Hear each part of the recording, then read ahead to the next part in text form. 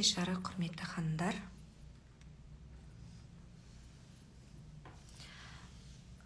Біздің тікелей эфиріміз басталды. Бүгін біз Алғадай аға, Әбілғазыұлы ағаменен тікелей эфирге шығамыз деп мен сіздерге анонс жіберген болатынмын. Аға өзі Алматы қаласында колледждің мұғалімі, оқытушысы, ұстаз, маманы, Харекет қорының негізін қалаушылардың бірі болған Омар Жәлел аға екеуі бірге жұмыс жасап, сол Харекет қорының құрушыларының бірі. Заңгер, психолог, мотиватор. Асыл арна телеарнасының журналист қызметін атқарған. Кейін халық жанашыры болып, волонтер қызметін өз пейілінен, өз ниетіменен оны да іске асырған болатын. Қазір колледждің оқытушы, маманы, ұстазы. Мен сіздерге бүгін ағаның баласыменен бірге өткізген тікелей эфирін жіберген болатынмын. Көрдіңіздер деген ойдамын. Егер көрмесеңіздер, мен төменге Алғадай ағаның парақшасын белгілеп өтемін. Сол парақшаға өтіп, YouTube каналына тіркеліп, Instagram парақшасына тіркеліп, ағаның өзінің сұхбаттарының барлығын толықтай өз парақшасынан көріп біле аласыздар. Бала тәрбиесі жөнінде көптеген мына шариғат бойынша біздің діни саламыздағы сұрақтарды, жалпы бала тәрбиесі жөніндегі сұрақтарға діни бойынша жауап алғыларыңыз келсе, жалпы әке деген қандай болу керек, ана деген қандай болу керек, қыздың қылықтылығын арттыру үшін, дұрыс тәрбиелеу үшін әкенің оған рөлі қандай, ер баланы мез етіп емес, ер етіп тәрбиелеу үшін әкенің атқаратын міндеті, өсиеті, жалпы бағыт бағдары әкенің қандай болу керек, сол жайында аға толықтай тек бұл сұрақтарды ғана емес, заңды жүзде жалпы осындай сұрақтарды толығыменен сіздерге жауабын беріп, ойларыңыздан толықтай шыға алады деп толық айта аламын сіздерге. Сондықтан Алғадай ағамызды қазір қосайық тікелей эфирге. Қазір Алғадай аға запрос жасасаңыз, мен сізді қазір эфирге қосайын. Сұрақтарыңыз болатын болса, мына төменде тұрған сұрақ белгісі тұрған батырмаға басып, сұрақтарыңызды сол жерге жазып өтсеңіздер болады. Қазір аға қосылсын, мен ағаның қазір запросын көрмей жатырмын. Сұрақтарыңыз болса, комментарийға да жазып өте беріңіздер. Жалпы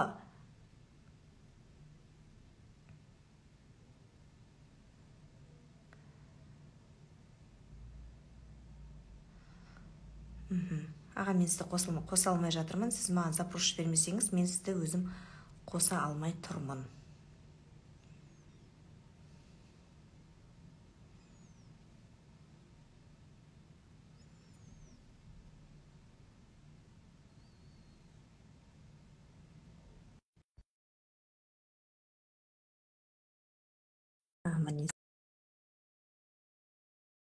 Сізден де запрос келді. Қазір.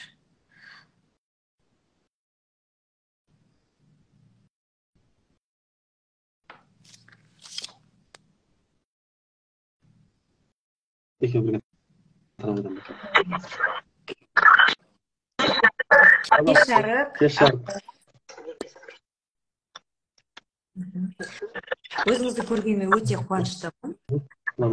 Жалпы бұл эфирді ойдың болғаннан болады қызық демекші, бұл эфирді оқырмандардан бұрын өзім де асыға күттім. Себебі сіз де көп балалы әкесіз, сіздің де 4 ер азаматыңыз бар, Аллаға шүкір. Сондықтан сіздің жалпы әкелік ойыңыз, жетелейтін жаңағы жолдарыңыз маған да өте өзекті тақырып. Сондықтан бүгін осылай келісіп, тікелей эфирге оқырмандармен бірге шығуға келісіміңізді беріп, уақытыңызды бөліп келгеніңізге менің сізге алғысым шексіз. Мына кішкене реттеп жатырмын, әдемі көрінсін деп. Дұрыс болды ғой, деймін? Шақырғаныңызға сізге де үлкен алғыс айтамыз. Шамамыздың жеткенінше, тәжірибеміздің, біліміміздің жеткенінше сұрақтарыңызға жауап беруге тырысамыз. Жақсы. Жалпы адамның, сұрайын дегенім, жалпы адамның бойында мінез құлық 40-қа келгенде емес, ақыл тоқтататын жаста емес. Баланы пайғамбарымыздың алдына барып, Мұхаммед саллаллаху алейхи вассаламның алдына барып, жаңадан туылған нәрестесін көтеріп, ана барып, енді мына баланы мен қай уақыттан бастап тәрбиелеуім керек деп сұрақ қойған кезде, сен кешіктің деп айтқан екен.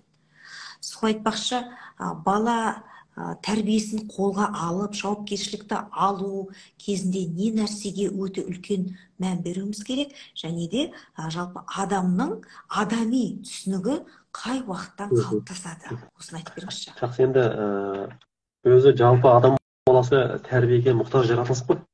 Өйткені адам баласы толық қалыптасып толмаған жаратылыс, дүниеге келгенде бәріміз білетініміз. Және адам баласы туралы анық айтуға болатын бір сөз, бір анықтама. Адам баласы өзгереді, өзгере береді. Адам баласының нақты қандай болғанын, оның жалпы кім болып өмір сүргенін және кім болып қалыптасқанын дейді. Ғалымдарымыз айтады. Адам баласы қайтыс болған кезде бірақ білеміз дейді. Оғанға дейін адам осылай деп толық айтуға болмайды. Өміріне қарай, тәжірибесіне қарай, оның біліміне қарай. Қатып қалып жатыр. Естіліп тұр ма? Кезде адам баласы ылғи осындай. Сондықтан ол міндетті түрде тәрбиеге мұқтаж. Өздеріңіз білесіздер, Маугли бала деген балалар бар ғой. Солар ең үлкен дәлел адам баласының былайша айтқанда бір белгілі бір қалыппен дүниеге келмейтіні. Негізі өзегі болады адам ретінде. Бірақ адам баласы өте сондай бір иілгіш, майысқыш, өзгергіш жаратылыс болғандықтан, егер басқа бір ортаға түсіп кетсе, тіпті аң болып кетуі мүмкін екен. Маугли балалардың мысалдары бар, күшіктермен бірге өсіп, ит сияқты болып кеткен қыздардың видеолары бар, ютубта. Жаңылмасам, Украина жерінде болған оқиға дейді. Сол жағынан келгенде тәрбиенің рөлі өте жоғары. Тәрбие тал бесіктен дейді қазақ негізінде. Тәрбие тал бесіктен дейді, бірақ ата-бабаларымыздың, әжелерімізден естіген әңгімелерді, ғалымдардың сөздерін қарап отырсақ, өзіміздің шариғаттағы дүниелерге қарайтын болсақ, негізі тәрбие одан да басталады, құрсақтан басталады дейді. Ананың құрсағында жатқан кезде балаға қандай әсер болды? Сол ананың жалпы өзі ішкі халі, рухани күйі қандай күйде болды? Басқа сөзбен айтпағанда. Оның әкесі қандай адам еді, анасы қандай адам еді, соның бәрі құрсақта жатқан кезде сол әсермен бастала бастайды. Анасы нені уайымдап жүр, нені тыңдап жүр, нені көріп жатыр, нені ойлап жатыр. Соның бәрі кәдімгі балаға бір ақпарат ретінде сіңіп, баланы қалыптастыра бастайды екен. Мысалға мына енді көптеген мұсылмандар баласының қари болғанын жақсы көреді. Құран жаттап алған. Өйткені жаңа ақырет күні болғанда күннен де жарық тәжік кигізеді екен ата-анасына деген сондай хадистер бар ғой. Соған тырысады да баламыз қари болса екен дейді. Сонда сол қари болудың ең үлкен алғашқы жолы бала анасының құрсағында жатқан кезде анасы Құранды көп оқиды екен. Анасы Құранды көп оқып, дауыстап өзі көп оқиды екен. Содан кейін жұмыс істеп жүрген кезде Құран тыңдап жүреді екен.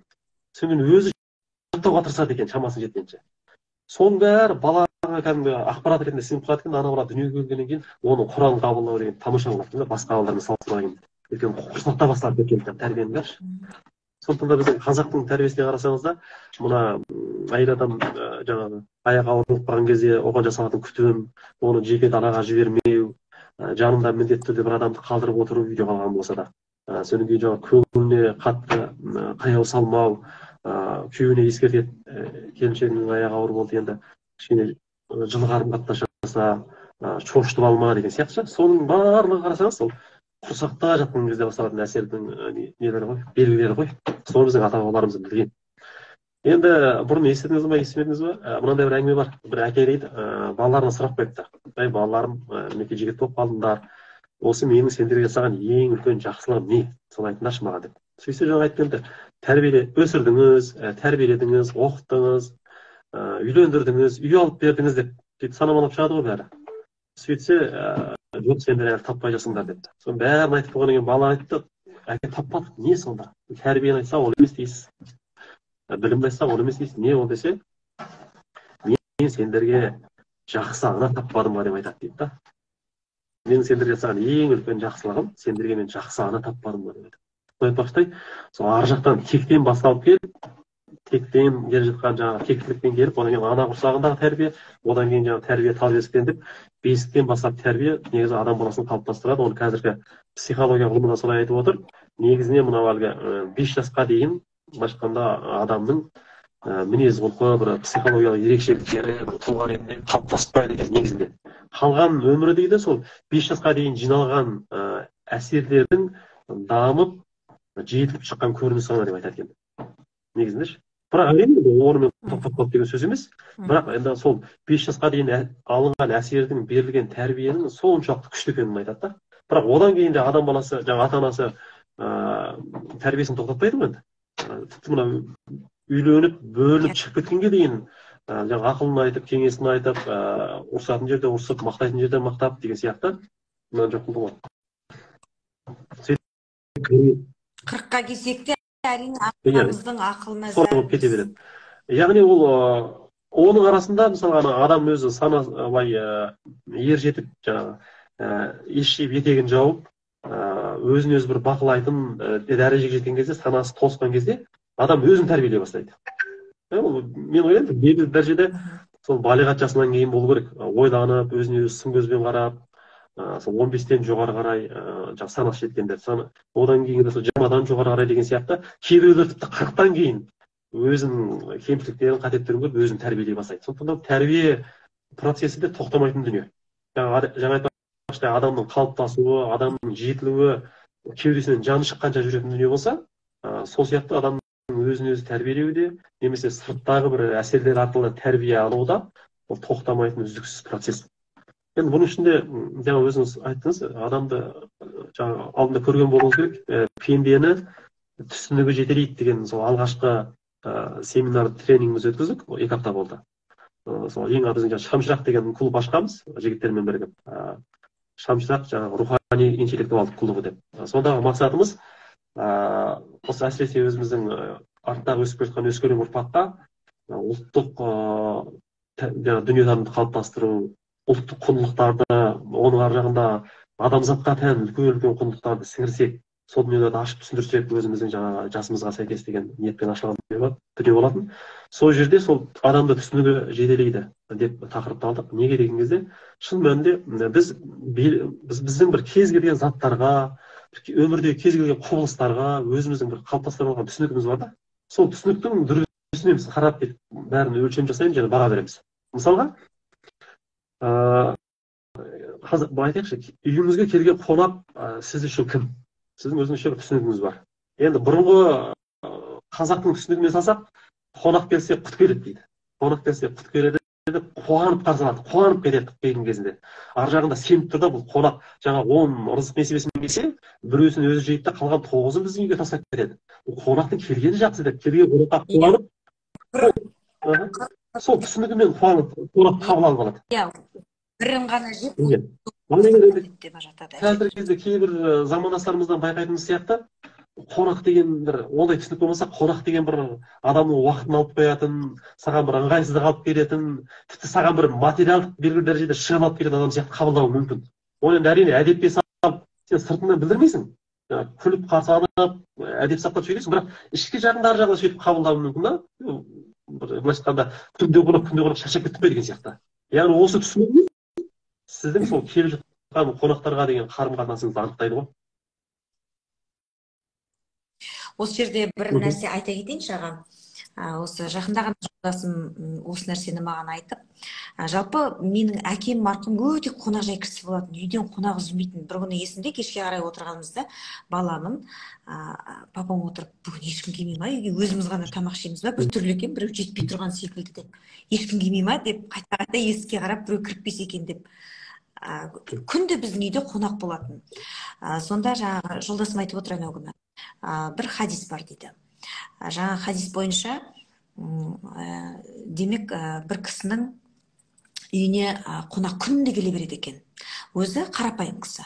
Сонда құдай қонақпын десе, барын салып бала шағасына тамағын жеткізе алмаса да, бала шағасының аузынан жүріп қонаққа бере береді екен. Анау ол құдай қонақ деп. Бере береді. Содан бір күні ауылда ішімдікке құмар бір кісі қаза болды дейді. Оның жаназасын имамдар ешкім шығарғысы келмеді дейді. Бәрі бас тартыпты. Ой, бұл өте күнәні көп жасаған кісі деп. Бір күн сау болмаған кісі деп. Содан жаңағы қонақ күтуші кісі келісіп жаназасын шығаруға. Содан жаңа кісі жаназасын шығарып болғаннан кейін, енді біраз уақыттан кейін хабар келіп тұр дейді. Жаңағы о дүниеге өткен кісі жұмаққа түсіпті. Имамдардың барлығы молдалар жиналып жаңағы қарапайым кісіден сұрапты.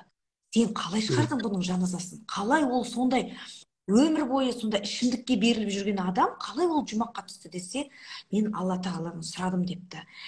Алла, сенің қанша жіберген қонағыңды мен барынша күттім. Енді бүгін мен саған қонақ жібердім. Сен соны барынша қосып күтіп алшы, барынша мен секілді күтші деп Алладан шын түрде жаңағы сеніп жалбарындым депті. Сондықтан ниет, ең бастысы ниет. Өте дұрыс айтып отырсыз. Сіз өзіңіз мына жерде сізге арнайы комментарийлерде біраз келіп жатыр, асыл арнадан көрдім деп. Мен өзім бұрын асыл арнаны көп көретінмін, жабылып қалғаны өте өкінішті. Себебі қазір мына бұқаралық ақпараттарда, әлеуметтік желілерде қайсысына сеніп, қайсысына сенберімізді өзіміз де білмейміз. Күмәнданып тұрамыз, қорқақтап тұрамыз. Асыл арнаға толық сеніп, осы оразаның кезінде де, қандай да жағдайда, қандай да бір сұрақтарымызға, барлық сұрақтарымызға делік жауабымызды сол асыл арна арнасынан алатынбыз. Сондықтан сізге көптеген алғыстар келіп жатыр. Әлеуметтік желіге шыққаныңыз жақсы болды деп өте қуанышты болып отырмын. Иә, қазіргі кезде мынау муфтияттың өзінің каналы ашылған негізінде. Мұнара деп аталады. Сол жерден кәдімгідей алсаңыздар болады. Жаңағыдай сұрақ қойып, қатысып, бірақ ол қазір таралу деңгейі қаншалықты екенін жақсы біле алмадым мен. Бірақ ашылды сөйтіп. Муфтият өзі канал ашты, кәдімгі діни канал. Одан бөлек жаңағы Муфтият KZ, Ислам KZ, Азан KZ деген сайттар бар. Сол жерлерге осы шариғи сұрақтар берсеңіздер, сол нақты шариғи мамандар өздері жауап береді негізі сол жақта. Түсінікке байланысты Түркияға барған азаматтарға эфир қатып қалды. Таксистер бар ғой жаңағы, аэропорттан күтіп алып жан жаққа алып кетеді. Сол таксистер шырттай болып келіп алған еді жаңағы, тойға барып одан галстукпен, сым-костюммен сондай әдемі дейді да. Содан бір күні сұрапты, сіз күнде жаңағы таксометр еткенде өстіп келіп жүресіз ба депші. Жоқ, бүгін осы бір жаққа бара жатыр едіңіз десе айтты. Жоқ, мен күндегі формам осы депті. Сол таңғалып қалды. Осыншалықты енді шырттай болып, әдемі болып киінудің не қажеттілігі бар еді депші. Сөйтсе жаңағы таксиші жігіттің берген жауабы дейді да. Бұл біле білсеңіз, мен сіз арқылы өзімнің рызық несібемді тауып отырмын бүгін. Сіз себепші болып отырсыз. Ал ар жағында сол рызық несібені жеткізуші иесі бар. Мен маған рызық несібені жеткізуші адамға деген құрмет көрсету үшін әдемі киінемін. Және оның ар жағында рызықты беріп тұрушы иеме құрмет көрсету үшін осылай әдемі жүрмін деп айтады. Қандай түсінікті сонда? Ана келген адамнан ақша көріп отырған жоқ. Адам көріп отыр да, адам көреді. Алдына жоқ болмаса көшеде қол көтеріп тұрса, біз қалжыңдайтынбыз ғой, 500 теңге қол көтеріп тұр ма, 1000 теңге қол көтеріп тұр ма деп қалжыңдайды бізге де. Сол қалжың болса да ар жағында біздің түсінігімізден хабар береді да, біз ақша көреміз. Адам артқы планға ысырылып кетеді. Түсінік сондай. Ал жаңағыдай кісілердің түсінігінде ол адам көріп тұр, рызық несібесін көріп тұр, оның ар жағындағы иесін көріп тұр да, сондай қарым-қатынаспен, сондай бір былайша айтқанда не дейміз, өте бір құрметпен, орысша тонкий деген сөз тіліне келіп жатыр да, сондай бір нәзік қарым-қатынаспен, нәзік бір көзқараспен әлеммен қарым-қатынас жасайтын көрінеді жаңағы адам. Сол сияқты мысалы қарасаңыз, мен үшін менің жолдасым кім? Менің түсінігімде мысалы, кім ол? Менің тамағымды жасайтын, кірімді жуатын, маған бала тауып беретін біреу ма? Жоқ әлде менімен өмір жолында сапарлас болған, жолдас деген сөздің мағынасы ғой. Маған жолымда бірге жүретін дос па? Мен оны кім деп қабылдаймын? Осы түсінік менің қарым-қатынасым керек. Тіпті одан артық айтқым келіп отыр. Біз 2004 жылы тұрмысқа шыққан болатынмын. Жолдасыммен үйленіп 2005 жылы Астанаға көшкелі отырдық. Сонда енді тура осы жолға шығар алдында бәріміз дастархан басында отырып, сонда атамның менің жолдасыма айтқан бір ауыз сөзі құлағымда қалып, қандай дана кісі деп қатты бір жүрегіме жетті ана кісінің сөзі. Папаның сөзі, атамның сөзі. Сонда отырып айтты, дастархан басында төртеуміз отырмыз. Атам, енем, мен және жолдасым. Сонда жолдасым айтты, сендер қалаға кетіп бара жатырсыңдар, жассыңдар, сырт елге бара жатсыңдар, жалғызсыңдар. Бірақ мен саған бір нәрсе айтайын, балам, есіңде осы сөзді мәңгі сақта деді. Сенің қасыңда мәңгі жүретін осы жарың. Тіптен бұл сая деді, тіптен сая сенің қасыңда менен де артық адам, тіптен анаңнан да жақын адам болады саған деді. Осыны сақтай біл есіңде деді, осыны ұмытпа. Сондықтан екеуің де бір-біріне берік болыңдар деді. Бұл кісі қандай керемет кісі деп таң қалдым. Қалай адам баласына өзінің енді қимайды ғой, адам баласын қызғаныш, ата-аналық қызғаныш бәрінде де болады. Сонда да барлығын әр нәрсені өз орнына қойып, баласына солай айта алған не деген мықты кісі мына кісі деп таң қалып, қайран қалып, сол сөз жүрегімде қалды. Қарап отырсақ рас, біздер де қыздарда ата-ана дейміз, бірақ олай ата-ананың қасына жабысып қалатын болсақ, ешбір қыз тұрмыс құрмайтын еді. Ешбір қыз кетіп қалмайтын еді. Күйеуіне, мысалы, ата-анасын тастап, онда бәрі әке-шешесіне жабысып өмір сүретін еді. Олай емес. Ата-анасыз өмір сүруге болады, иә. Бірақ өзі екі жарты бір бүтін деп бекер айтпайды.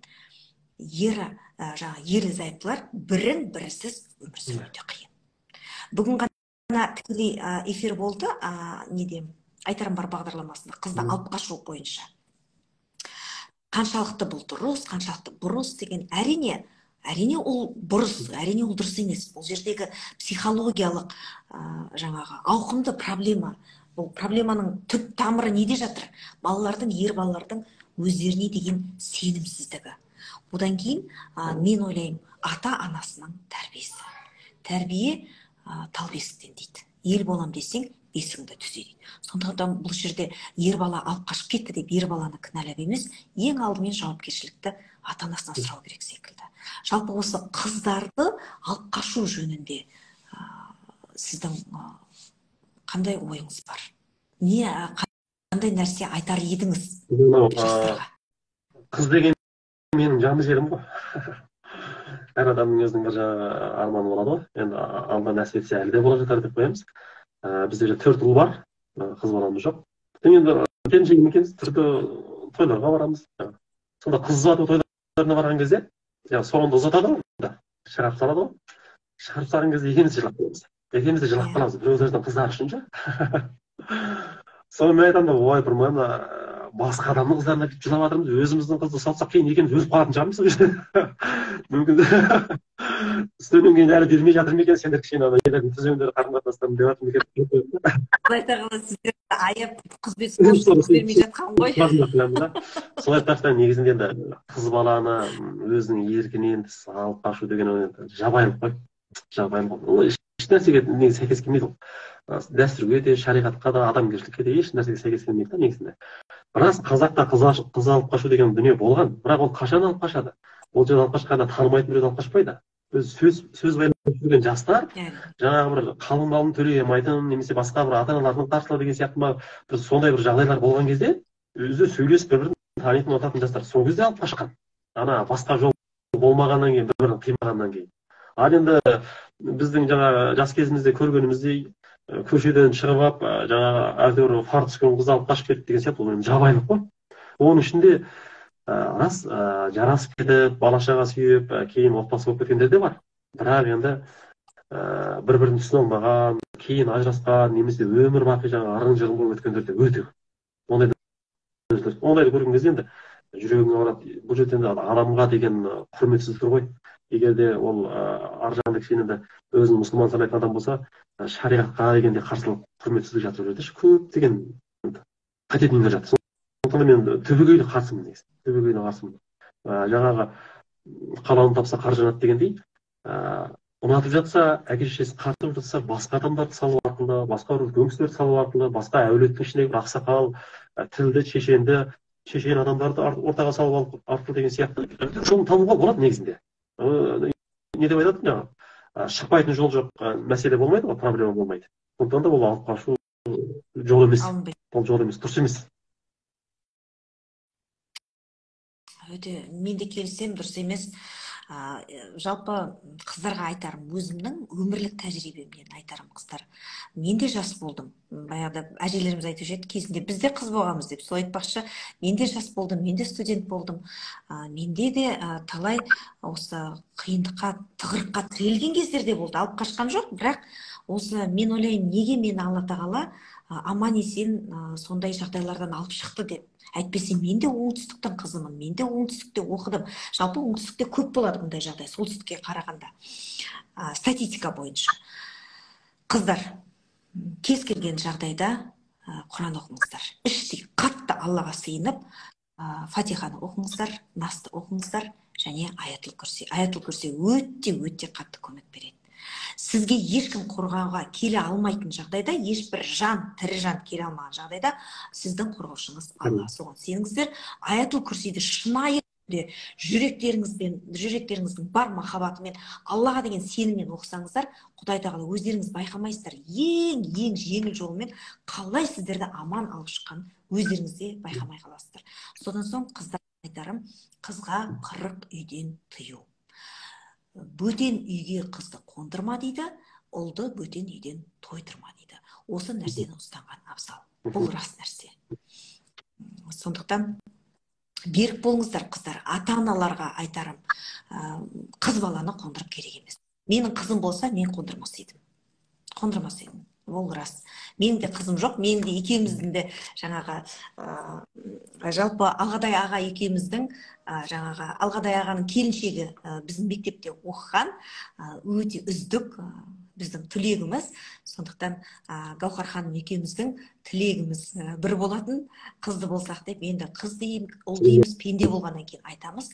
Жалпы Алланың періштелеріне, балаларына мыңда бір шүкір. Қыздан берсін, ұлдан берсін, ең басты салиқалы, сабырлы, иманды ұрпақтан берсін деп тілеймін. Жалпы аға, енді мынандай нәрсені айтыңызшы, түсінік пен тағдырдың жалпы байланысы қандай? Ол тағдырға әсер етеді ме? Енді қараңыздар, анау жаңа әлеуметтік желілерде Шәкәрім атамыздың сөзі деп тарап жүр, бірақ мен Шәкәрім атамыздың кітаптарынан көрмеппін. Сонда да сол сөз, бәріміз білетін сөз бар ғой. Әдеттен мінез құралады, мінезден тағдыр құралады деген. Бірақ сол әдеттің алдындағы жаңағы адамның қалыптасу жолын көз алдымызға елестететін болсақ, бірінші жаңа айтпақшыдай, ол адамның ой түсінігі. Ой түсінігі бірінші орында болады. Сол адам өзінің ой түсінігіне қарай сәйкес сөйлейді. Сол ой түсінігіне сәйкес жаңа айтпақшыдай бір әрекеттерді жасайды. Сол әрекеттер қайталанып істелене беріп істелінсең әдетке айналады. Жаңағы әрекеттер, істеген істер әдетке айналады. Әдеттердің жиынтығы мінезді құрайды. Ал енді мінез адамның тағдырын бағыттайды. Мысалға қараңыздар, болып жатқан оқиға біреу ғана болуы мүмкін, ситуация, жағдай біреу ғана болады. Бірақ соған адам өзінің мінезіне сәйкес басқаша жауап береді. Әр адам әртүрлі жауап береді. Әне күні осы семинарда осы мысалды айтып өттік, өте бір адамға тез түсіндіретін мысал деп ойлаймын. Мысалға бір екі көлік соқтығысып қалды дейді, көшеде болып жатады ғой. Сол кезде жаңағы екі жігіт атып шығады, сонда екі жігіттің мінезінде қызбалық басым болса, жаңағы ашуға берілу әдеті басым болатын болса, ашуланшақ мінезі бар болатын болса, екеуінің арасында міндетті түрде кикілжің пайда болады сол жерде. Оның ар жағы жаңағы ауыр сөздерге ұласуы мүмкін, ар жағы төбелеске ұласуы мүмкін, ары қарай қата тимей бата тиді деп біреу жазым болып кетіп сол жерде. Соның ар жағы түрмеден бірақ шығуы мүмкін. Бұл жаңағы қызба мінезін сондай қалыптастырған адамдардың жаңағы мінезі арқылы болып жатқан жағдайға беріп жатқан жауаптары. Ал тура сол жағдайға не айтады? Ашудың нәтижесі. Ашуға берілудің тура сол жағдайға екінші бір жігіттер түсті. олар жаңағы өздерін өздері ұстай алатын, әр нәрсеге байыппен, сабырмен қарай алатын жандар, мінездерінде сабырлық басым, түсті, амандасты, кәдімгідей қол алысып. Көрді да айтты, бауырым өзің аман есенсің ба? Темір ғой, темір жасалады, келсек қалай келсеміз. Деп бәрін сабырмен, сөзбен, кәдімгі ересек адамдар сияқты санадан шешті де болды, екі жаққа тарап кетті. Болған жағдай біреу ақ, бірақ ана мінезге қарай екі адам екі жаққа кетті. Біреу аман есен бала шағасына кетті, біреу мектеп түрмеге кетті. Сонда мінез тағдырды анықтап тұрсын, сол мінездің алдында жаңа айтып өттік, мінезді қалыптастырушы ол біріншіден ар жақтағы адамның ішкі түсінігі. Ол әлемді қалай қабылдайды, ол туысқандарын қалай қабылдайды, ол адамды кім деп қабылдайды оның өзінің түсінігінде. Немесе басына келген дүниені қалай қабылдайды, өзінен өзі болып жатқан сәтсіз дүние деп қабылдай ма, жоқ бір Алланың сынағы деп қабылдай ма, мысалы қандай түсінікпен қабылдап жатыр. Сол түсінік бұл жерде мінездің қалыптасуына үлкен әсер ететіндіктен ол тағдырға міндетті түрде осылай әсер етеді деп айтамыз. Яғни адам өзінің тағдырының жақсы болғанын қараса, мінезін жақсарту керек. Мінезінің жақсы болғанын қараса, әдеттерін реттеу керек, жөндеу керек, жақсы әдет.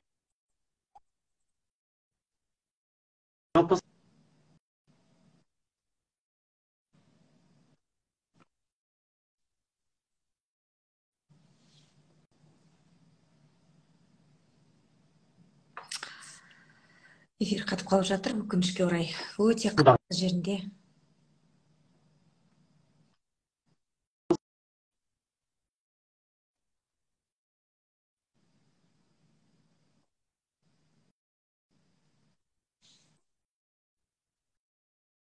Алғадай ағай, эфир қатып қалып жатыр.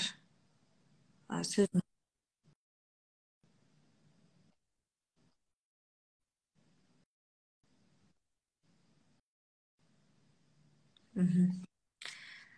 Өкінішке орай эфир қатып қалып жатыр. Сондай бір керек.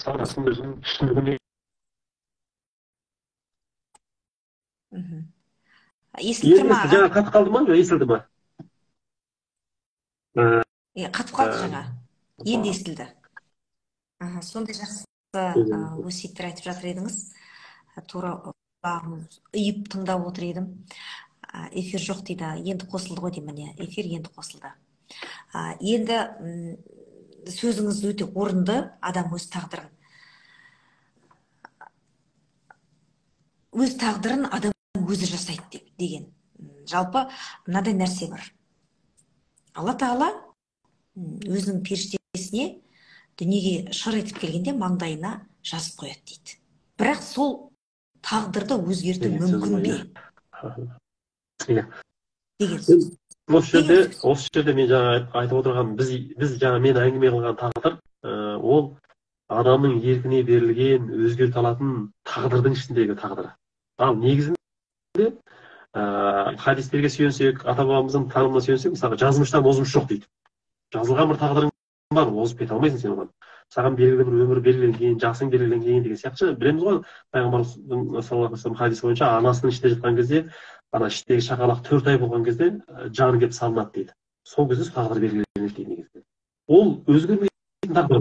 Бірақ соның ішінде біздің еркімізге берілген, біз өзгерте алатын тағдыр бар да. Біздің әңгіме отырғанымыз сол өзгерте алатын тағдырымыз ғой. Ар жағындағы Алланың құзырындағы дүниеге біздің шамамыз жетпейді.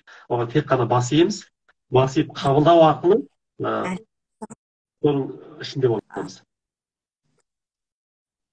Мысалы, мынадай бір хадис бар, пайғамбарымыз Мұса пайғамбарымыз алейхиссаламның алдына бір әйел келеді. Әй Мұса, сен осы Аллах Тағаламен тікелей тілдесе аласың. Соған маған Құдай Тағала бір перзент берсінші деген. Хадис бар ғой, білесіз ғой ол хадисті. Сол жайында айтып беріңізші. Мысалы, адам тағдырын өзінің тағдырына әсер ете алады деген сұраққа, әсер ете алады ма деген сұраққа. Осы хадисті мен мысал ретінде айтамын. Осы бірден бір дәлел. Мысалға былай жаңа айтып өттік.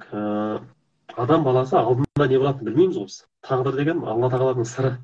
Оны ешкім біле алмайды, ешбір адам біле алмайды. Алла біледі не болатынын. Бірақ біз сол белгісіздік арқылы біз бір жаққа ұмтыла аламыз. Бізде еркіндік бар. Белгісіз ғой не болатыны. Бізде ерік бар, ақыл бар, түсінік бар деген сияқты жылжып баратырмыз.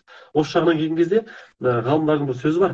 Сіз дейді, анау көмескі құпия нәрсеге үңілмей дейді. Тағдыр деген не, ол тағдырында не бар екен деген сияқты шамаң жетпейтін құпия нәрсеге, көмескі нәрсеге үңілмей дейді. Ашық нәрсеге сүйеніп өмір сүр дейді. Сонда ашық нәрсе не деген кезде, мысалға Құран кітабы ашық тұр дейді да, соның ішінде не жақсы, не жаман, не halal, не харам, не істеуге болады, не істеуге болмайды деген ашық дүниеде да, осыны ұстанып, жақсылыққа ұмтылып, арманға қарай ұмтыла бер дейді да. Осылай өмір сүр дейді. Бірақ тағдырында не бар екен деп оның басыңды көп қатырма дейді негізінде. Осы ұмтылу жаңағы біздің өзіміздің болашағымызды айқындайды ғой. Солай ғой. Бір нәрсені үндемей қалсаң басқаша шешіліп кетеді жағдай. Сөйлеп қалсаң басқаша шешіледі, жаман сөйлеп қалсаң басқаша шешіледі. Былайша айтқанда алдымызда тарам жол тұр да. Таңдауын сол таңдауын біз таңдаймыз. Қайсысымен кетеміз? Қазіргі болып жатқан жағдайдың өзінде. Мысалы, сіздің сұрағыңызға мен қандай жауап беріп жатырмын, соған қарай мысалы әңгімеміз бүйтіп бұрылып кетіп жатыр да. Сол сияқты ғой. Сонда да ерік бар бізде. Ана дүниеге көп үңілмей, оны Аллаға тапсырып, біз еркіміз жеткен, санамыз жеткен дүниемен тек қана жақсылыққа алға қарай ұмтыла беруіміз керек қой. Сонда тағдырымыз дұрысталады деп ойлаймын. Иә, әрдайым Құдай тағала адамға таңдауын өзіне береді. Сонда жаңағы әйелге Мұса пайғамбарымыз бала сұрайын, перзент сұрайын деп Аллах тағаланың алдына барса, Аллах тағала жаңағы ол әйелге бала бермеймін деп айтқан екен. Жоқ, олай бала бермейміз, себебі оның пешенесінде ол әйел жалпы бедеу, ол әзәлда деп айтқан екен. Ода бала болмайды деп. Оның пешенесіне солай жазылған, сондықтан мен оған бала бере алмаймын деп. Содан пайғамбарымыз алейхиссалам басқа жолмен қайтып, ол әйелге не деп айтамын деп қиналып, басқа жолмен кетіп қалған екен. Бірнеше жылдан кейін жаңағы әйел алдынан қайтадан кезігіпті. Сөйтсе қолында жетектеп бір кішкентай ер бала ұстап келе жатыр дейді. Асырап алды мен деп ойлаған ғой енді. Кімнің баласымен келе жатсың? Сен өзім балам депті. Қайдан алдың балаңды? Асырап алдың ба? Десе, жоқ, өзім босанып алдым депті. Астағфиралла, қалай сен өзің босың? Мүмкін емес деп. Пайғамбарымыз алейхиссалам, Мұса пайғамбарымыз Аллах тағаланың алдына барып сұраған кезде, мен ана әйелді көрдім. Өтірік айтты маған, жоқ, рас па? Десе, рас депті. Рас. Ол қалай ол сонда? Сіз маған айттыңыз ғой, ода бала болмайды деп. Оның пешенесіне солай жазылған деп айттыңыз десе, сен білесің ба депті. Ол менен күнде жалынып, жалбарынып, менің 99 көркем есімімді шылап тұрып, шын пейілмен атап, мені сондай мадақтап тұрып айтқанда, мен оның алақанын құр қайтара алмадым. Мен оның тағдырын өзгертіп жіберуіме тура келді деп, мен оған сұраған баласын беруіме тура келді. Мен оған бала бердім деп, Аллах тағала осындай жауап берген екен. Сондықтан жаңағы тағдырма, мен маңдайыма жазылған бірдеңе деп өздеріңізге жаңағыдай палашып, пешенелеріңізді жорып қоймаңыздар. Алладан үміттенбесін. Ешқашан үзуге болмайды. Ешқашан болмайды. Күніне 99 бәле көрсең, сонда да күдер үзбе Алладан деп бабаларымыз айтқан ғой. Ешқандай жақсылықтан ешқашан үміт үзуге болмайды. Өте дұрыс айтып отырсыз, аға. Енді мынандай нәрсе сұрағым келіп отыр сізден. Жалпы ұлттық түсінік деген нәрсе бар ма? Қазіргі менталитет деген сөз көп айтылады ғой. Сол менталитет деген сөз, сол ұлт деген ұғымның өзінің ішіне ол не кіреді? Ұлттың тілі, діні, салт дәстүрі, өнері, осы дүниелердің бәрі сол ұлт деген ұғымның ішіне кіріп кетеді. Яғни соның ішінде ол ұлттың дүниетанымы бар. Сол дүниетанымның негізгі өзегін жаңа діні құрайды. Жаңа алдында айтқан естілмей қалған сөзім сол еді. Жаңа бізді түсінігіміз қалыптастырады, бірақ түсініктің түбінде адамның сенімі тұрады. Сенімі ол өзі ұлт ретінде, бір ұлттың өкілі ретінде дүниеге келгеннен кейін қазақ ұлты қандай дүниетанымда қалыптасты, қандай дүниетаным бар қазақ ұлтының. Қазақ ұлты не нәрсеге сенеді. Сол сенім мен бала кезімнен санама сіңіп өседі ғой. Мынау болады, обал болады, жақсы болады, жаңа ұят болады деп дейміз ғой. Мен бала кезімде санасыз түрде мен қалыптасып түп санама белгілі түсініктер қалыптасып қояды. Сонда кетіп өзіңіз қазақ ретінде сырт көзбен тексерсеңіз, біздің түсінігіміздің бәрінің түбінде сол ислам дініміз жатыр ғой, шынына келген кезде. Сондықтан да ұлттың түсінігі болады. Ол өзінің мінезімен, өзінің түсінігімен басқа ұлттардан ерекше болады, және сонысымен қызық. Мысалы, Құранда өзіңіз білесіз, жаңа аяттың мағынасында Алла тағала айтады, біз сендерді ұлттарға, ұлыстарға бөліп жараттық дейді. Оның ар жағындағы бір мағынасы, ендеше сен өзіңнің ұлтың үшін қызмет ету, өзіңнің ұлтыңның сапасын арттыру жолында барыңды аямау, ол құлшылық деген сөз. Өйткені солай жаратса сені.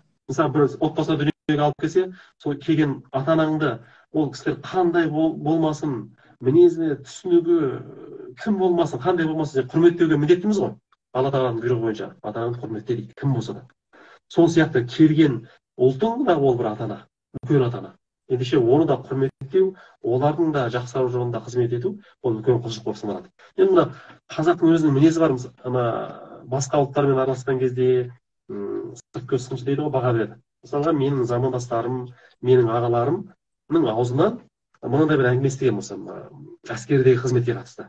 Сонда дейді, әскерде жүрген кезімізде 18-20 жастар жігіттер ғой, шай ішіп бір демалып отырған кезімізде дейді, өзіміз сөйлесіп, бір ашылып сөйлесіп отырған кезде басқа ұлттың жігіттері айтатын дейді, бай ата ана, СССР кезінде, КСРО кезінде, барлық ұлттармен бірге жүрді ғой, қазақтар. Сонда айтатын дейді, осы біз сендерге қазақтардың бір мінездеріңе керемет сүйсінеміз деп айтады дейді. Басқа ұлттың жігіттері, иә, ол қандай мінез десек, сендер осы екі сөйлемейсіңдер деп айтады. Екі сөйлемейсіңдер сендер. Бір айтып қойсаңдар, бір уәде беріп қойсаңдар, оны өлтіріп орындайсыңдар.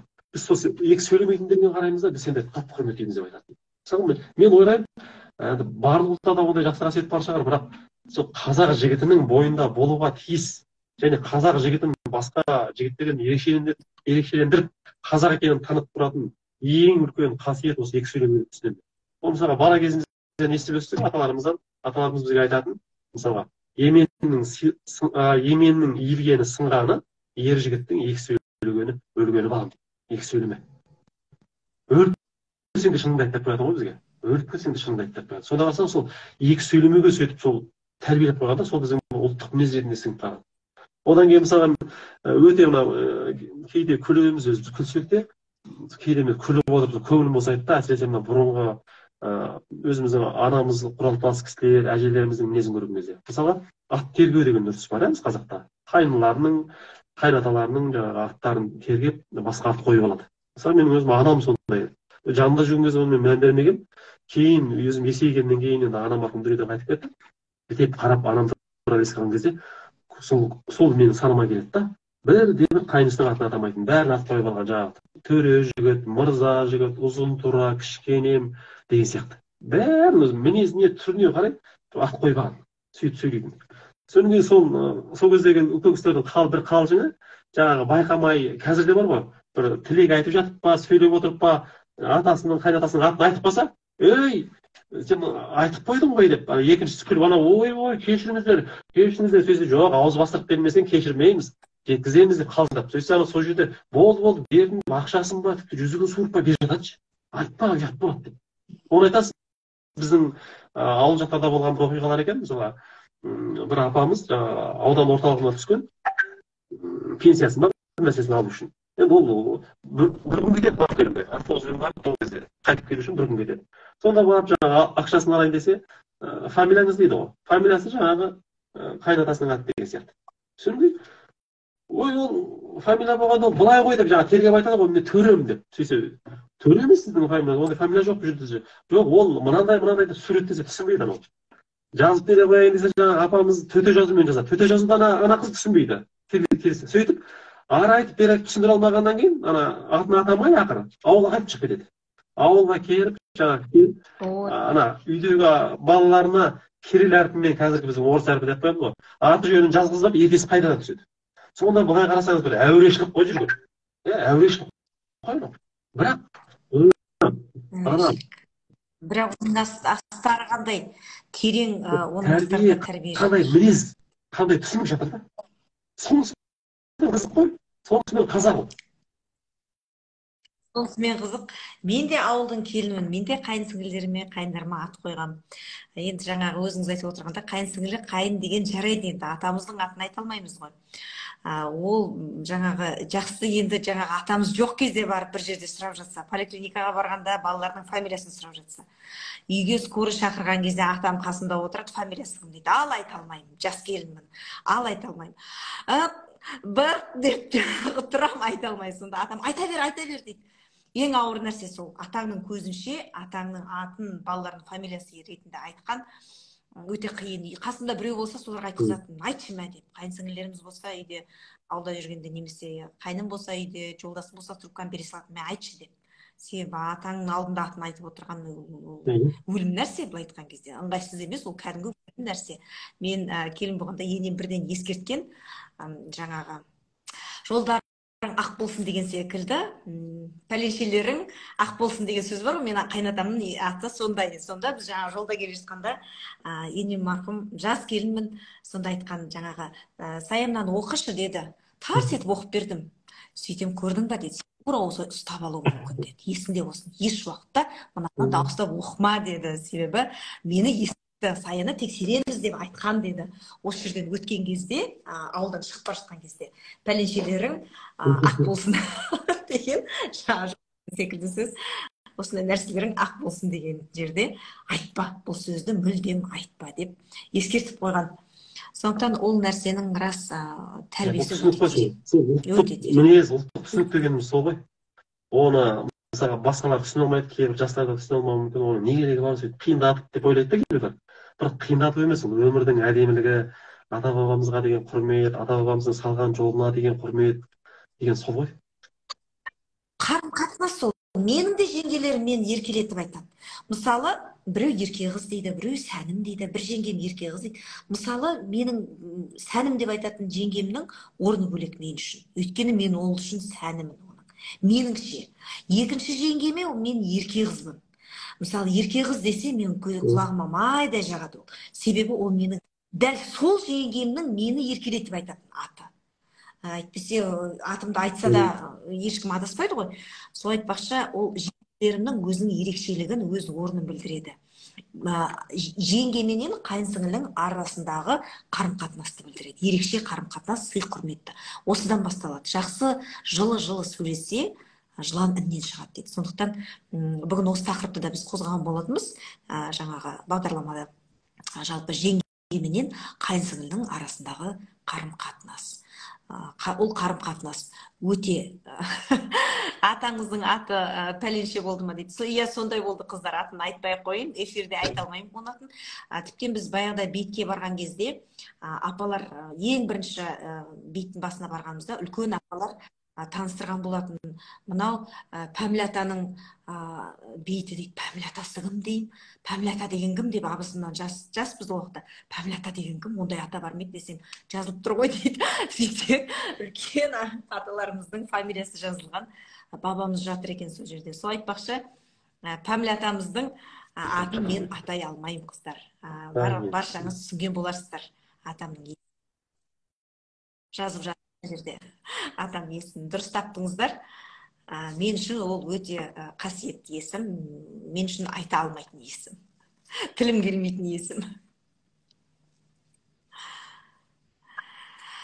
Аға, эфир қатып қалып жатыр, бірақ өте керемет сұхбат болып жатыр. Енді мына нәрсені қазір эфир сақталмай қала ма деп қорқып тұрмын мен. Мына нәрсені айтып беріңізші бізге.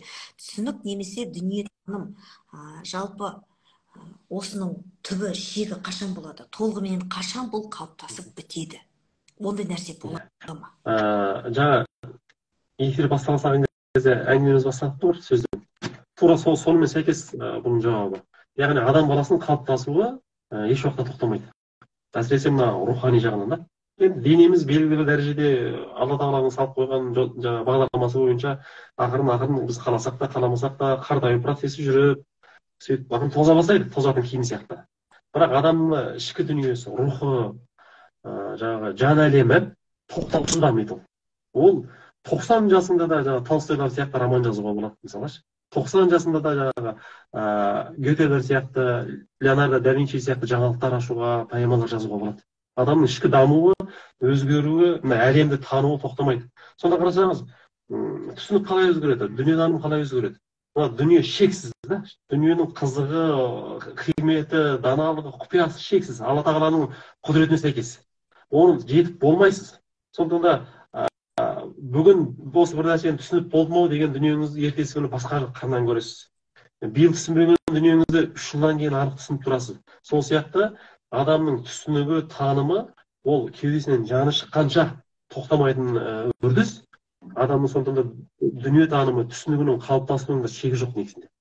Егер дұрыс бағытта жүрген болса, демек тал бесіктен егер жер егер бесікке дейін адам өзі дұрыс бағытта кетіп бара жатқан болса, оның дамуы, дүниені тануы сол кеудесінен жаны шыққанша жалғасады. Тіпті мен ойлаймын, кеудесінен жаны шыққан кезде де ол тағы бір нәрсені танып, тағы бір нәрсені түсініп кетіп бара жатады. Сондықтан да менің қазіргі бұл жерден жалпы қорытынды, менің қазіргі түсінігім бір ақиқатты шыны деп ойламау керек та. Адамдар кішіпейілдік болу керек. Мысалға, мына кім Руми деген әулие бабамыздың ұстазы болған жаңағы Шәмс Тербизи деген кісі бар. Сол кісінің бір сөзінде айтады екен, сен өз шындығыңды дейді, ақиқат деп ойлама, ақиқат деп басқаларға таңба дейді. Өйткені бұл менің көрген шындығым. Бұл менің танымым, менің танымым, менің көріп тұрған дүрбім әлемге. Енді мен оны басқаларға мен ақиқатқа толық жетіп алдым деп тануға негізінде хақым жоқ та. Сондықтан да адамда бір кішіпейілділік, басқалардың құрметін сөзіне, көзқарасына деген құрмет, қазіргі заманда толерантты деген сөз жүр ғой. Бейбітшілік сақтану үшін толеранттылық болу керек деп қазір айтты да. Сол толерантты деген сөзіміз сол басқа адамды түсіне білу, басқа адамның орнына өзіңді қоя білу, сол адамның түсінігімен, сол адамның дүрісімен өмірге қарай білу, сөйтіп бір кеңдікті, жұмсақтық қалыптастыру деген сөз ғой. Ол біздің ата дінімізде де бұл осы қағида, менің ойымша мына аятта айтылады, дінде зорлық, мәжбүрлік жоқ дейді. Тура сол сияқты сенің дінің өзіңе, менің дінім өзіме дейді. Осы жерде таласпа, тартыспа, оның енді көріп тұрғаны сол, түсінігі сол, оның қалыптасқаны сол, оның өскен ортасы сол, алған білімі сол. Сенге де сол сияқты, оның орнында болсаң, сен де сондай ойлауың мүмкін еді. Бірақ Алланың қалауымен сен басқа ортада жүрдің, басқа білім алдың, басқаша қарап тұрсың әлемге. Мына құбылысқа, затқа басқаша қарап тұрсың. Әлгі 6 мен 9 сияқты ғой, білесіз бе? 6-ның ар жағында біреу тұрады, бер жағында біреу тұрады, біреу 6 деп, біреу 9 деп екеуі таласа береді. Сонда орындарын ауыстыра қойса, деп бір-бірін түсіне қояды да. Сол сияқты бұл әңгімеден шығатын қорытынды, біз ешқайсымыз ақиқаттың түбіне шыққан жоқпыз. Ақиқатты Алла ғана біледі. Бірақ біз өзіміздің осы қазіргі деңгейімізге сәйкес бір түсінігіміз, көзқарасымыз бар. Бірақ ақиқат деп ешкімге оны таң алмаймыз. Сондықтан да басқалардың да түсінігіне, сеніміне біз құрметпен, кішіпейілдікпен, кеңпейілдікпен қараймыз. Өте орынды айтып отырсыз. Саған мысалы, мынау қызыл түс, бұны неге мен қызыл деймін? Себебі мен бала күнінен, философиялық тілмен айтқан кезде, бала күнінен мынандай түсті маған қызыл деп аталады, бұның аты қызыл деп үйреткен. Мысалы, осы түсті басқа бір балаға, мысалы, бала күнінде ақ деп үйретсе, ол үшін ол ақ болады деген секілді. Ақ деген түс, осындай қызыл түсті ол ақ деп санайтын болса, ол үшін ақ болады. Әр адамның өз шындығы бар дегендей. Демек, этикет бойынша да міндетті түрде біз қасымыздағы адамның, өзге тұлғаның жаңағы шешімін толыққанды қабылдап, оған үлкен сый құрметпен қарауымыз қажет. Менікі дұрыс деп өзіміздікін іліп, оған мойнына артып, жаңағы мойындатып отырудың қажеті жоқ. Тіптен діннің өзінде де, мұсылман діні бойынша, ислам діні бойынша ол осылай, тек осы ғана шындық, тек осы ғана ақиқат, тек осы ғана тура жол деп айта алмаймыз. Өзге діннің тұлғаларының да дінін құрметтеуіміз қажет. Себебі олардың өз наным сенімдері, өз құдайлары, өз жүрегінде өздерінің имандары. Бұл жерде қарасаңыз, менікі ғана дұрыс деген жерден фанатизм деген дүние бар ғой?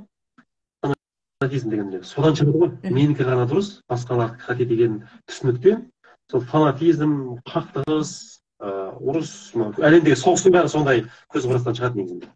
Сондықтан да эгоизм де бар ол жерде. Эгоизмнің де әсері бар, бірақ көзқарасқа, түсінікке қатысты фанатизм дейді. Қатып қалу. Менікі дұрыс, басқалар адасқан. Деп başta өзінің түсінігін, жаңа айтпақшы, ақиқат деп қабылдау ғой. Осы нәрседен сақ болу керек. Енді екінші жағын сіз айтқан енді басқалардың біз түсінігін, айтқан дүниесінің сенімін қабыл алмай отырсақ та, тіпті олардың қате екенін көріп отырсақ та, бір әдеппен, бір мейіріммен түсіндіруге тырысу керек. ал егер түсінбей жатса, ол жерде жаңағы хадисте айтылғандай талас тартыстан бас тартып қоя салу керек та. Неге? Өйткені бір-бірін қабылдағысы келмеген адамдардың арасында жаңағыдай сөз қақтығысының ар жағынан реніш, өкпе, тіпті кекке дейін ұласып кетуі бұл нәрсе. Сондықтан да бұл нәрсе жаңағы бізге соны тәрбиелейді. Кең пейілі бол, өмірге кең қара, басқа адамның көзімен де сол мәселеге қарап көр, өзіңді басқа адамның орнына қойып көр, және ең бастысы өзіңе не тілейсің, басқа адамға да соны тіле деген бір қағида шығады да.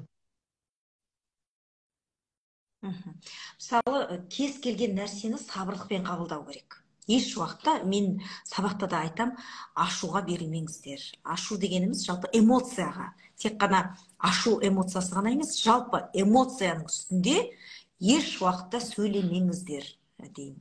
Ол жаңағы ашудың эмоциясы болсын, жаңағы ызалық эмоция болсын, және де қуанышты эмоцияда. Себебі қуанышты эмоцияда қуанып бірдеңені уәде етіп аламыз да, ертең оны орындау бізде өте қиынға түсіп жатады. Ал ашудың үстіндегі айтылған эмоция әрине айтылған сөз, атылған оқпенен бірдей. Ол бізді қандай да бір қиын жағдайға әкеп бүйтеді ғой, жаңа біздің шариғатымызда да бар, ата-бабаларымыздың өсиеттерінде де бар. Бүйтеді ғой, ашуланып тұрған кезде шешім шығарма, ашуланып тұрған кезінде шешім шығарма дейді, шешім қабылдама дейді. Ашуланып тұрған кезде. Қуанып тұрған кезде уәде берме дейді. Соны бар да. Яғни кішкене сабағыңа түс, сәл ақылыңды да іске қос, содан кейін барып байыппен жаңағы айтатын сөзіңді айт деген сөз ғой. Иә, мен парламенттің инженерлік орталығында 12 жылға жуық қызмет атқарған болатынмын. Жұмыстан кеткеннен кейін, бір жылдан кейін басшылық кездесуге шақырды. Барсам, қайтадан жұмысқа шақырып отыр. Келесің ба жұмысқа? Себебі дейді, жоқ деп бірден бас тарттым. Сіздер білесіздер ғой, мен өзім жоспарларым бар деп. Сөйтем, сен жоқ дейтінді білдік, енді саған басқаша ұсынысымыз бар. Біздің жалпы мен өзім бухгалтер қызметін атқарған болатынмын. Сен ретінде емес, сені психолог ретінде шақырғымыз келіп отыр. Сен қазір егер иә дейтін болсаң, саған арнайы штат ашамыз. Ондай штат бізде жоқ деді. Себебі сен барда, сен жұмыс істеп отырғанда, жалпы ұжымның қарым-қатынасы мүлдем басқа. Қатты сезілді. Сен кеткеннен кейін бір жылдың ішінде қатты сезілді сенің жоқтығың деді. Сондықтан саған осындай үлкен құрметпен қарайды, сенің сөзіңді ек етпейді, жастар болсын, үлкендер болсын, сенің қайтуың бізге өте бір қажет болып тұр деп. Сонда қарап отырсам, рахмет деп алғысымды айттым оларға, бірақ сіздер қызық екенсіздер, бас бухгалтердің қызметінен бас тартып отырған адамға психолог болып кел деп айтып отыр. Сіздердің ұсыныстарыңыз жақсы екен деп күліп, рахмет, сендеріңізге бірақ мен бара алмаймын деп бас тартқан болатын. Сондағы өзімнің жаңағы сараптап отырсам, 12 жылдың ішінде еш уақытта ешкімге дауыс көтеріп, немесе талай ашулы кездер болды, талай мені де осы қып-қызыл етіп, осы от болып шыққан кездерім болды кабинеттен. Бірақ еш уақытта осы ашудың үстінде бір ашуға берілмеген екен. Сабырлық, тек сабырлық. Тілімді калимаға келтірем, тіптен болмағанда яссабуруды қайталай беретінмін. Орыстарға да үйретіп қойған. Сабира деген бізде экономист әйел болатын. Просто повторяй имя Сабиры дейтін. Вспомни Сабиру и повторяй ее имя деп. Сол айтпақшы, орыстар да сөйтіп отыратын. Сая, как вы сказали, имя Сабира? Сабира. Сол айтпақшы, сабырлық.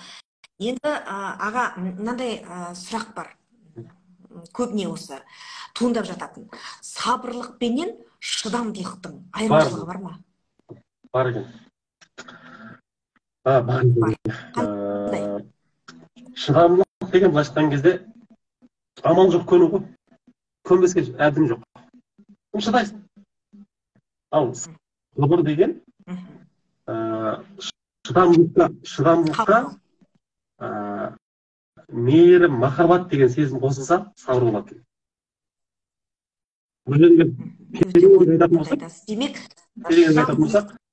Басыңа қандай жағдай келсе де, қандай көңіл күйге түссең де, ең түбі бірақ айтатын болсақ, Алла тағалаға деген құрметің үшін, Алла тағалаға деген махаббатың үшін шыдау, ол сабырлық болады екен. Ал енді ана шыдамасаң амал жоқ, көнсең де осы, көнбесең де осы деген кезде шыдап қалу, ол жаңа амалсыздықтың әрекеті екен ғой негізінде. Сондықтан осындай екен.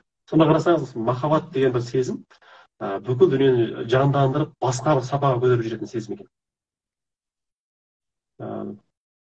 Тағы қандай сөз бар еді? Шыдамдылыққа сабыр қосылса, шыдамдылыққа махаббат қосылса сабыр болады. Қолашықтыққа махаббат қосылса жомарттық болады деп па? Бірнеше сөз бар еді, қазір есіме түспей отыр. Сондай бір сөздер бар. Яғни бұл жерде сабыр деген қасиет ретінде бір сауапқа ие болатын харекет ретінде оны шыдамдылықтан жер мен көктей айырмашылығы бар. Мысалға бастығына қарсы сөйлесең, жұмыстан шығып кететініңді біліп тұрсың да, бастығының ұрысқанына немесе жөнсіз сөзіне амал жоқ шыдадың. Ол бөлек. Бастығыңа бір адам ретінде, бір жеке тұлға ретінде, бір қазақтың бір азаматы ретінде деген бір ішіңіздегі құрметпен, мейіріммен үндемей қоя салу, бұл кісі негізі бұндай емес, ол ашуланғаннан кейін бұндай сөз айтып тұр ғой деп мейіріммен қабыл алып үндемей қоя салу, ол енді сабыр, ол басқаша.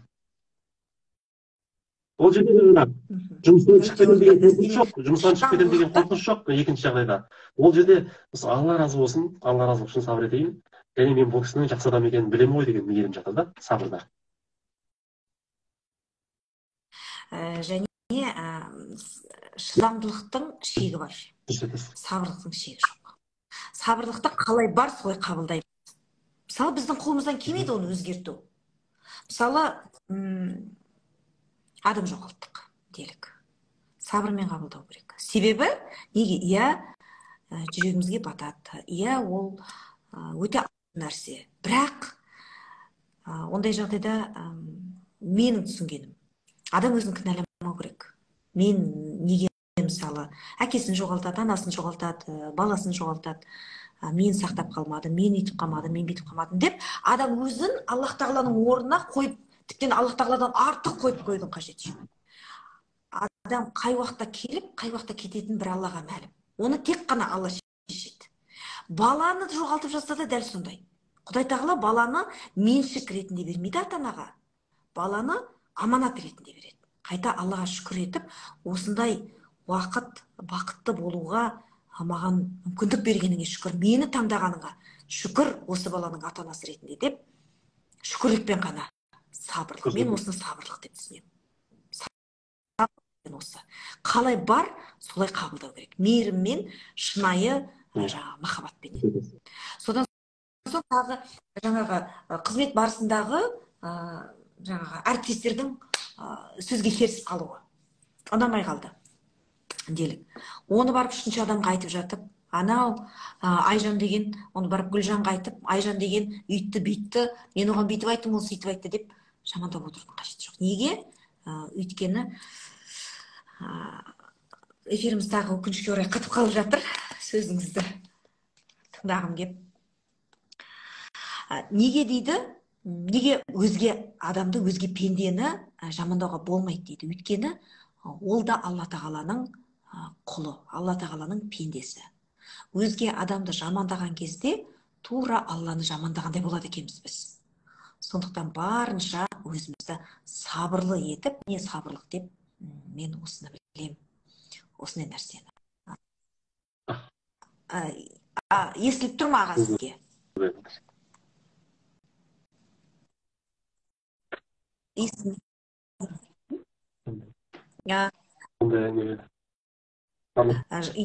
Жаңағы өзге адамды, жаңағы бізден басқа кез келген пендені біз жамандаған кезде, ол туралы жаңағыдай жаман сөздер айтқан кезде, ол Алла тағаланы жамандағанмен бірдей болады екенбіз. Себебі ол да Құдай тағаланың құлы, пендесі, оны жаратушы Алла. Құдай тағала өзі біледі кімнің жақсы, кімнің жаман екенін. Сонда біз өзге адамды жамандаған кезде Құдай тағаланы жамандағанмен бірдей болады екенбіз. Аллах тағала қатты ренжиді екен. Сол үшін міне сабырлық дегеніміз осындай нәрсе деп білемін мен. Бойымызға, өзіміздің мінезімізге қалыптастыруымыз қажет. Осы бір имани дүниені. Ағам мына жерде сұрақтар келіп жатыр. Бағанадан бері сұрақтардан қояйыншы сізге. Эфирімізді сақтап қалайын, мен қазір эфиріміз сақталмай қалмасын. Құдай сақтасын, бірде сондай болып еді.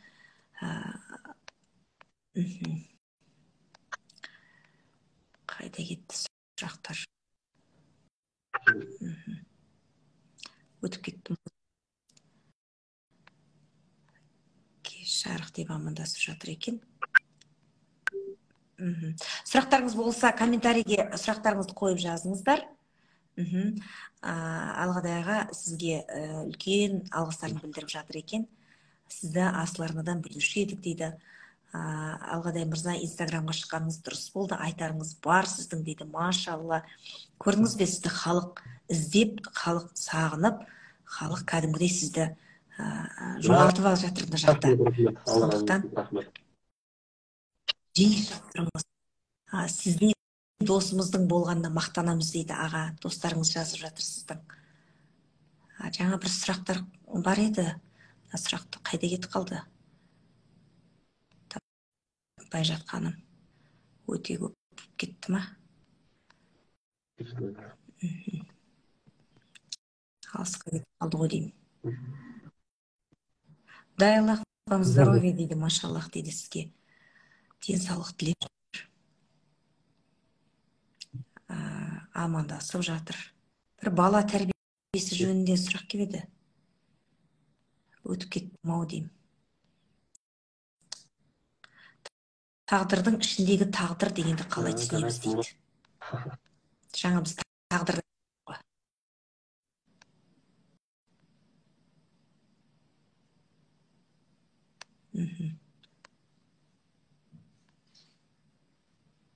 дүниеге келу мен кетуге ғана еркім жоқ, басқаның бәрін өзгертуге болады дейді. Біздің жаңағы сөзімізге қатысты жазып жатыр ғой.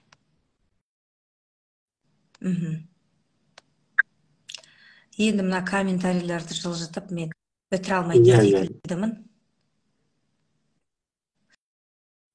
Мына жерде жазыпты, шымкенттік тәрбие өте мықты, біздің батыста айта салатын болар дейді жаңағы. Атасының аты деген нәрсе ғой. Өтініш сіздерге жалпы айтарым, Шымкентпіз ба, жоқ солтүстікпіз ба, шығыспыз ба, батыспыз ба, негізі өңірге бөлінбей ақ қояйықшы.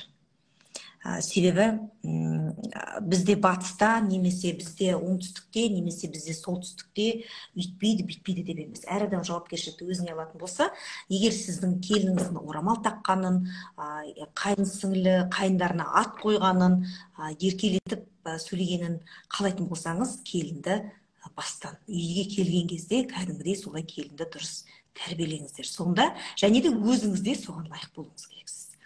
Сіздің жасағаныңызды келініңіз де қайталайды. Сабырлыққа да жету үшін де ішкі дайындық қажет дейді. Өте орынды айтасыз. Сабырлық деген нәрсе өте қиын, оңай емес. Өте қиын. Бірақ сіздерге айтайын ба, сабыр мен шыдамдылықтың айырмашылығы керемет түсіндірдіңіз. Осыны бәрі білсе ғой дейді. Машалла аға, сізге рахмет айтып жатыр. Қыздар, сіздерге айтайын ба, әсіресе жас келіндерге, жас отбасы жандарына сабырлықты неден бастау керек? Ерлі-зайыптылардың арасында Сайханым көп рахмет, керемет эфир болды, сабырлы болудың жарқын көрінісі Алғадай мырзаның дәл өзі дейді. Машалла аға, сізге өте риза болып жатыр. Жас отбасыға айтарым, жас келіндерге айтарым, күйеуіңіз сөз сөйлеп келе жатқан кезде еш уақытта әйел еркекті сөзбен жеңген емес, ол тарихта болған емес. Тіптен сіз бір Америка ашам деп ойламаңыздар, жас келіндер, ерекше болам деп. Сөзбен еш уақытта әйел еркекті жеңбейді.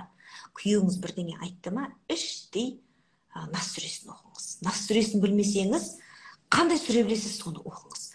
Мүлдем сүре білмесеңіз, калиманы 3 рет қайталаңыз.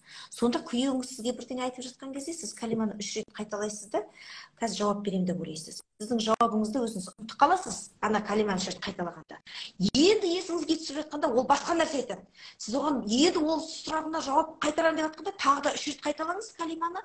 Демек, бір жақты сабырлықпенен өзіңіздің біріншіден жеңесіз, екіншіден мінезіңізді қалыптастырасыз. Үндемесеңіз жеңесіз. Әйел деген еркектен бір саты төмен тұрып жеңеді. Аға, келісесіз бе осымен? Иә, біздің құлаққа майдай жағатын сөз айтып отырсыз ғой. Енді ол рас нәрсе. Енді ол кәдімгі. Әйелдің даналығы ғой. әйелдің баласы. Рас Мына нәрсе. бір керемет сөз оқығам мен бір жерден. Неде де енді отбасы болғаннан кейін ыдыс аяқ сылдырламай тұрмайды ғой. Сол кезде дейді, ақыл еркек адам далаға шығып кету керек дейді. Жаңағы тоқтамай жатсашы. Өзі қыз келеді ғой екі жақтан. Ақыл еркек былайша айтқанда пайғамбарымыздың сүннеті бойынша далаға шығып кетіп қою керек. Баяқта әрі-бері жүріп, сабасына түсіп қайтып келу керек та, үйге кірген кезде дейді, түк болмағандай, әйелінің бетінен сүйіп ары қарай өтіп кету керек дейді. Не деген мықтылық десек? Жаңағы сабасына түскеннен кейін, күйеуі де әрі-бері ашуын басамай әрі-бері жүріп жүргенін көрсе, дастархан жасап, шай дайындап, есікті ашып, болмаса терезені ашып, ай, отағасы, келіңіз шай ішейік деп айту керек дейді да. Соның болып бәрі шешіледі. Өйткені қарым-қатынасты кім сақтап қалады? Қарым-қатынасты жүрегінде махаббаты бар, кешірімі бар, сабыры бар адам сақтап қалады.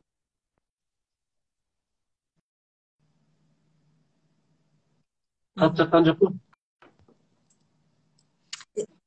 Қатып жатыр, эфир қатып жатыр. Аға, 1 сағаттан асты отырған, қазір Инстаграм мені лақтырып жібермей тұрған кезде эфирді мен сақтап қалайын. Өте керемет эфир болды, дұрыс айтасыз, келісеміз деп жатыр мына жерде комментарийлардың өздері қатып қалып жатыр мына жақта. Сондықтан аға, менің сізге алғысым шексіз. Гаухар ханымға үлкен сәлем айтыңыз. Гаухар ханымды өзім өте қатты сыйлаймын, құрметтеймін, жақсы көремін. Жалпы тілерім отбасыларыңызға бақ тілеймін. Екеуіңіз бір жастықта қартайып, ғұмырларыңыз. Рахмет. Эфирге шақырып, мынау көпшілікпен бір тілдесуге мүмкіндік туғызып бергеніңізге мың алғыс айтамыз. Ісіңіз өрге баса берсін, Алланың нұры жаусын. Жақсылықта жолайық. Рахмет сізге.